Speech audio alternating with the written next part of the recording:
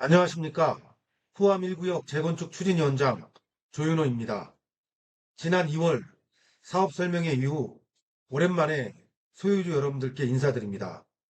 그동안 우리 사업과 관련해 많은 변화와 중요한 전환점이 있었습니다.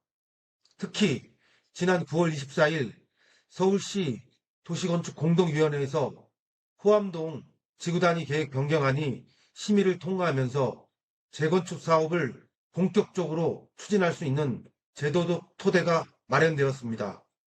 추석을 앞두고 기쁜 소식을 드릴 수 있게 되어 다행스럽게 생각합니다. 오늘은 이번 심의 통과의 의미를 비롯해 지난 총회 이후의 사업 진행 현황, 앞으로의 일정 계획, 그리고 현재 추진위원회가 중점적으로 다루고 있는 현황까지 상세히 말씀드리겠습니다.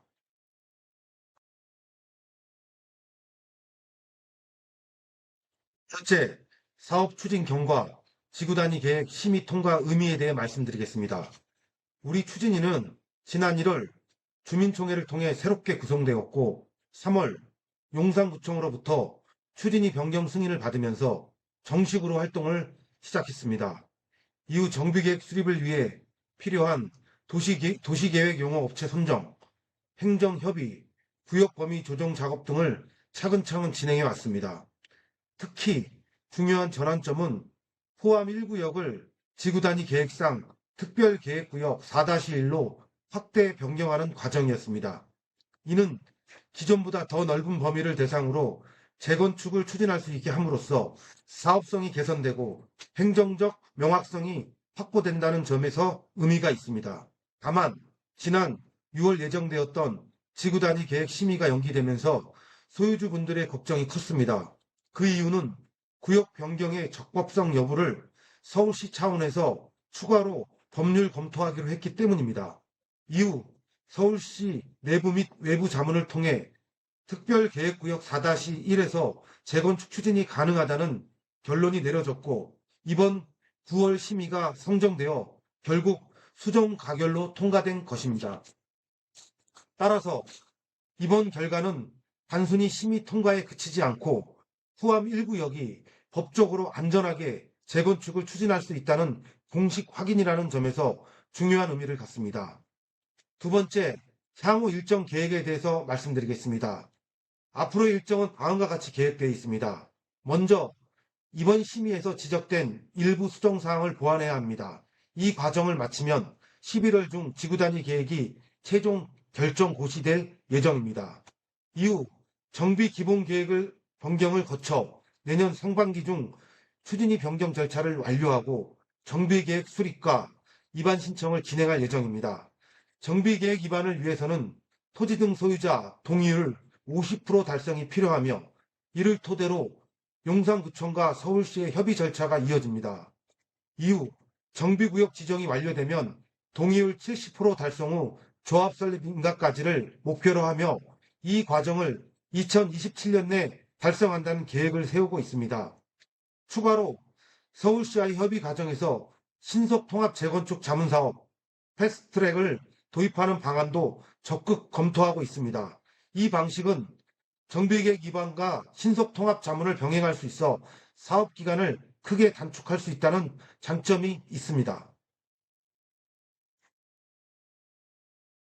다음으로 포함 1구역 재건축 사업과 관련하여 소유자 여러분께서 자주 주시는 질문들을 정리해드리고 이에 대한 답변을 드리겠습니다.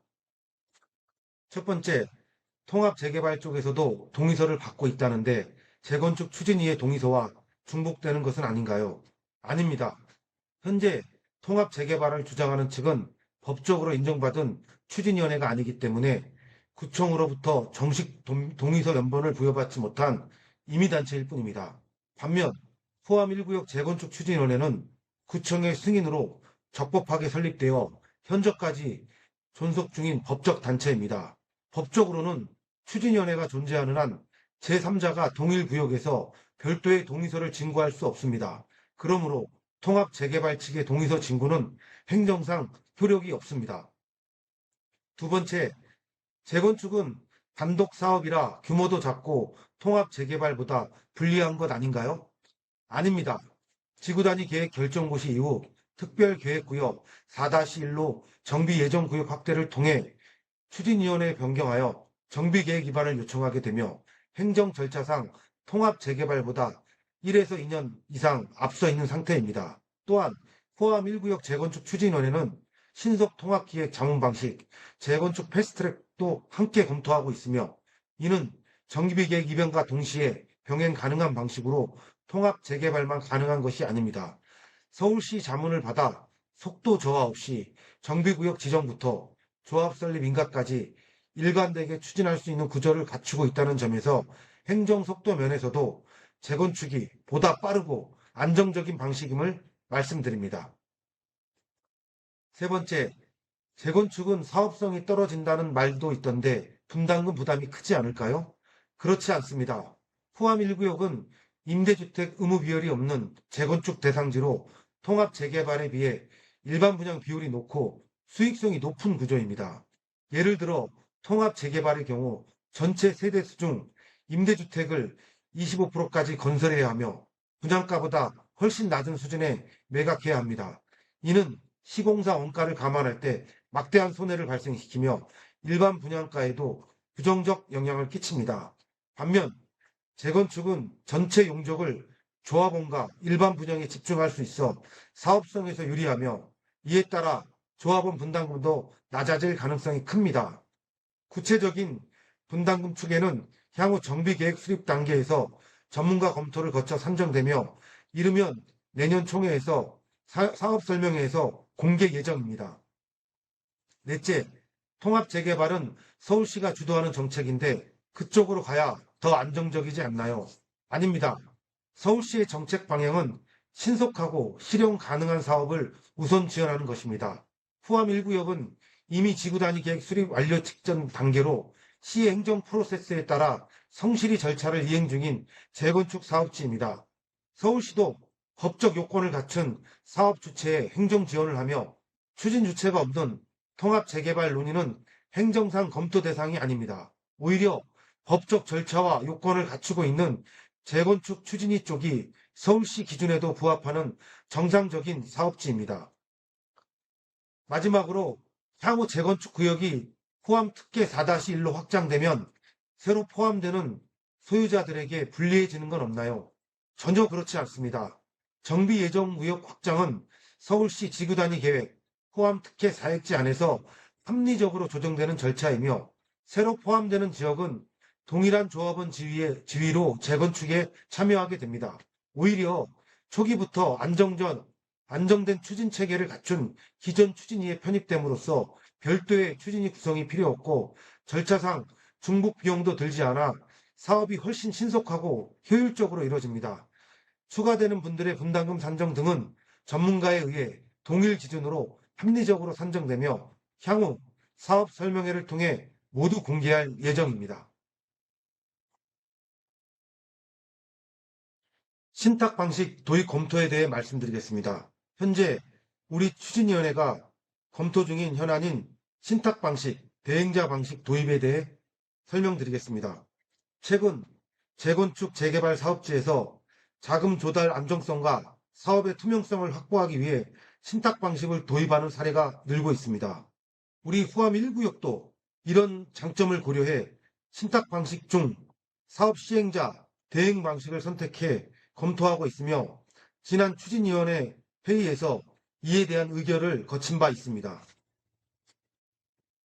조합 방식 대 신탁 방식 비교입니다. 먼저 기존 조합 방식과 신탁 방식을 비교하면 신탁 방식은 초기 자금 조달의 어려움을 해소할 수 있고 사업의 투명성과 공정성을 확보할 수 있으며 공사비 지급 방식을 기성물 방식으로 전환해 시공사와의 협상 과정에서 우위를 점할 수 있다는 장점이 있습니다. 즉, 신탁사가 참여하는 만큼 수수료는 발생하지만 자금 안정성과 인허가 과정에 도움을 얻어 빠른 사업 속도를 낼 수 있다는 결론을 내릴 수 있습니다. 공사 조건 비교입니다. 앞서 언급한 공사 조건, 즉 공사비 지급 방식 차이를 설명드리겠습니다. 기존의 조합 방식은 분양불 방식을 채택합니다. 분양 수입으로 공사비를 지급하는 구조라서 분양률이 저조하거나 분양 시기가 지연되면 사업 전체가 흔들릴 수 있습니다. 시공사 입장에서도 리스크가 크기 때문에 추가 비용을 요구하거나 공사비를 높게 산정하는 경우가 많습니다. 반면 신탁 방식에서는 기성불 방식을 적용합니다. 이는 공사 진행 단계에 따라 공사비를 지급하는 방식으로 분양률과 관계없이 안정적으로 공사비가 집행됩니다.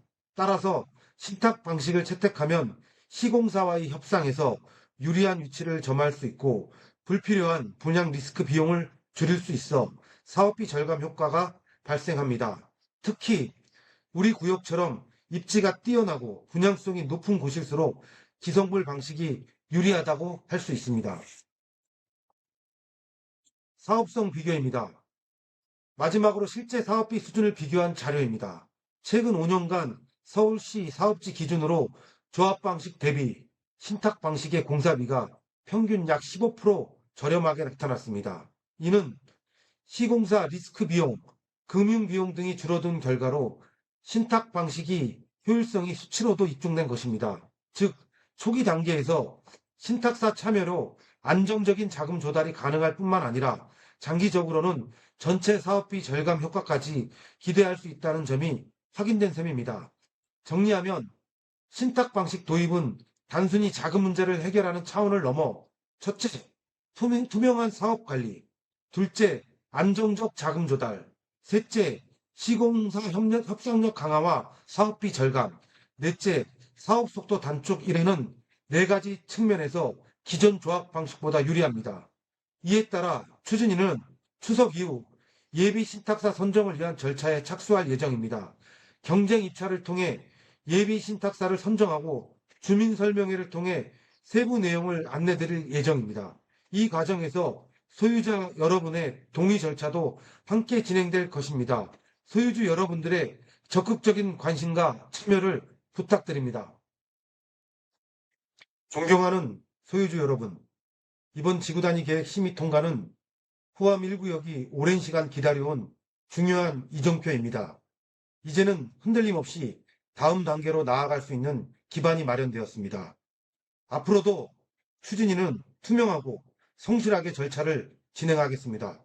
소유주 여러분의 관심과 협력이 곧 우리 사업의 성공으로 이어집니다. 앞으로도 우리 추진위는 사업을 차질 없이 그리고 속도감 있게 진행하겠습니다. 소유주 여러분의 관심과 협력이 사업의 성패를 좌우하는 만큼 많은 참여와 성원을 부탁드립니다. 추석 명절 가족과 함께 평안한 시간 보내시기를 바랍니다. 감사합니다.